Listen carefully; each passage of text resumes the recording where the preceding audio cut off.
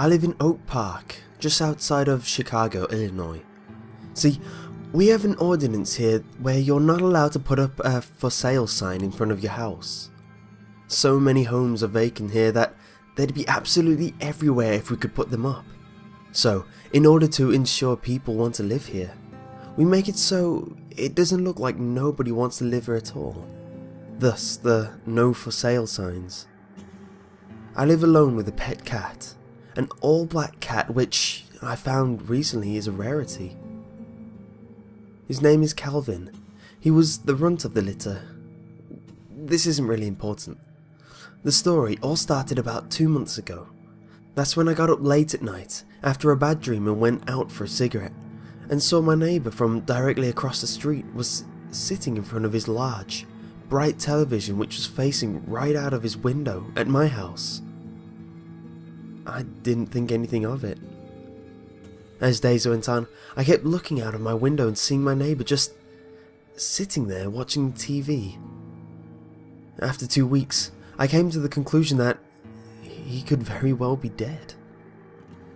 It just didn't make sense that he was just sitting there, TV on, not leaving the couch for weeks.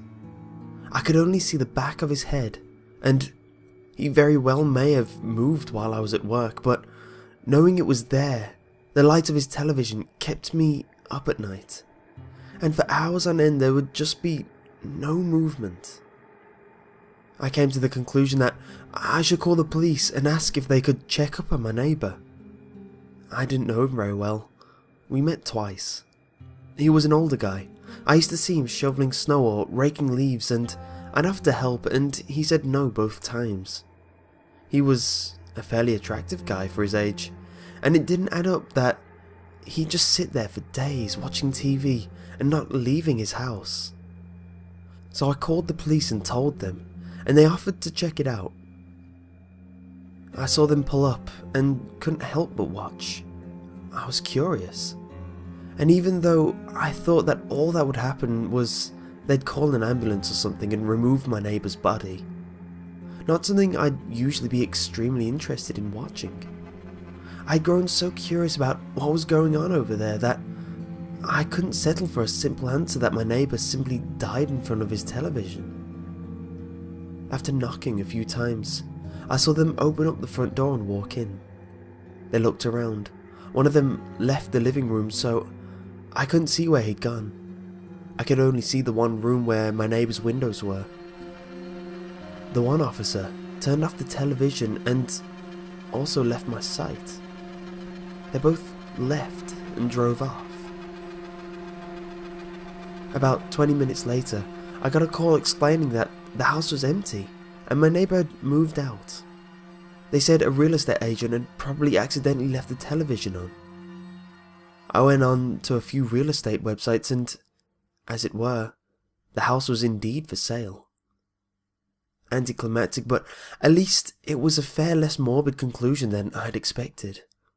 I was sort of embarrassed that my mind had immediately gone to death when it was really so bland and simple.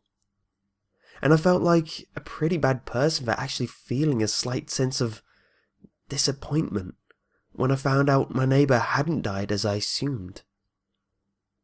That was a reasonable answer, a total logical one. I had no way of knowing without the real estate sign up front, and I had no reason to question it. My neighbour had moved out.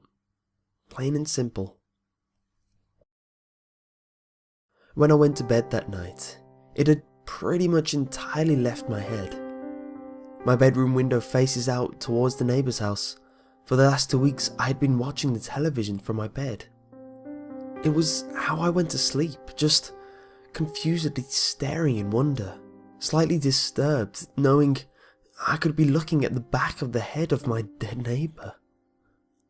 And since I had been staring at that television for the last 2 weeks, it took me a few minutes to register the horror when I crawled into bed and looked at the television, still on across the street. I didn't sleep very well. Every night for about a month and a half, I'd just see that television. During the day it was on. I'd walk up to the house when I was feeling more adventurous and knock on the door, but nobody answered. I started smoking quite a bit in the lieu of proper sleep. Every night, I'd walk by the house curious, scared and confused. I contacted the estate agent and asked if they were giving tours, and she said they were not. So it didn't get turned on during some open house.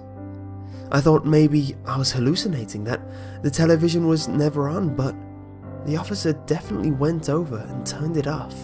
So it had absolutely been on, at least in the first place.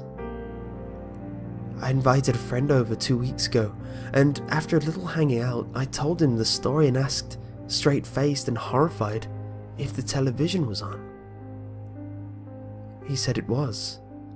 He was clearly concerned for my health, and I don't blame him. So the only other option I could think of was that maybe a squatter had taken up residence in the vacant house. It wasn't common in the area, as far as I knew. There's very little crime or homelessness in the suburban area I live in, so it didn't really make any sense for somebody to squat here, but it was all I could think of. Last night, I worked up the courage to confront this squatter. I was going to call the police, but assumed the squatter had been there when I first called. I doubted it would do anything to tell them again.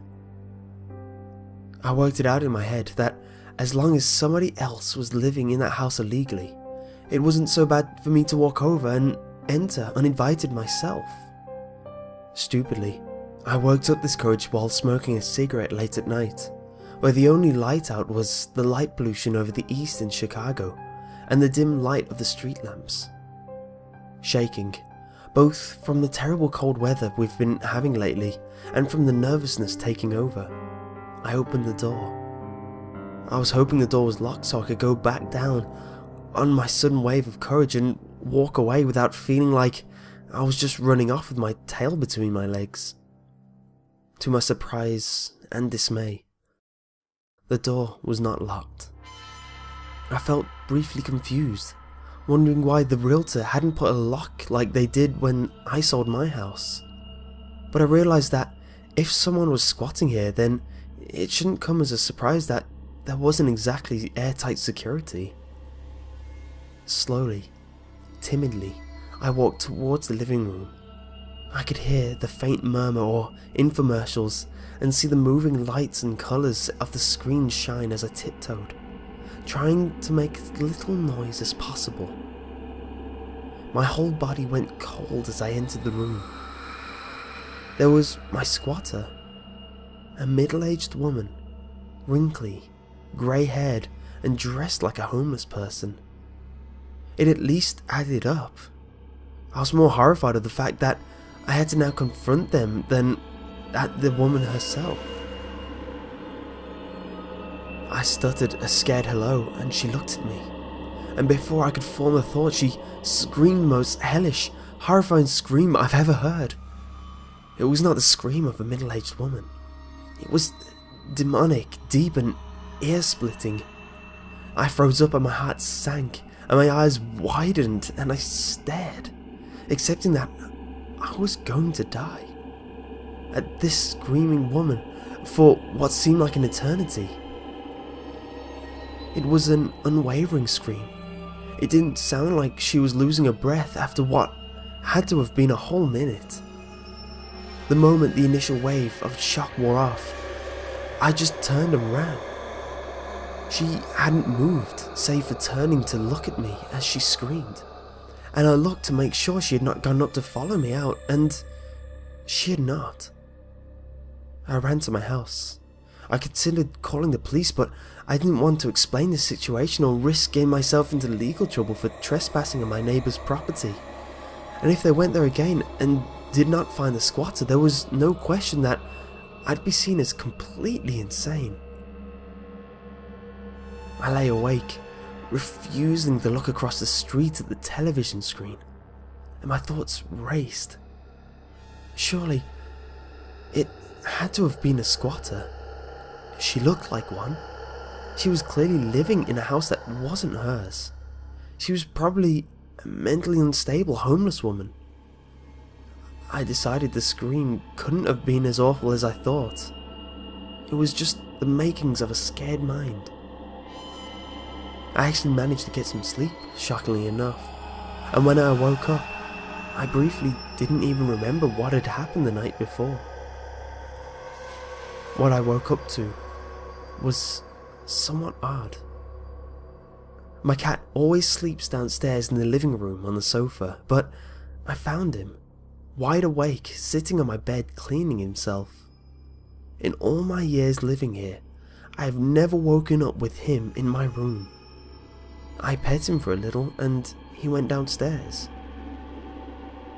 As I began remembering the events of the previous night, I decided to go out for a cigarette, and on my way out, I found that my front door had been unlocked. I ran through last night in my head, and I remembered vividly in my frantic run home, ending in me making sure all my doors are locked. My memory is very rarely faulty. I felt my stomach churn and my heart sink, and I felt a chill as I walked back upstairs to go to my living room. What I found would have been entirely mundane in any other setting.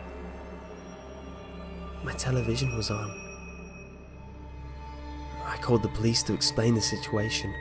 I called out of work and I'm spending the next few days in my friend's home with my laptop and my cat.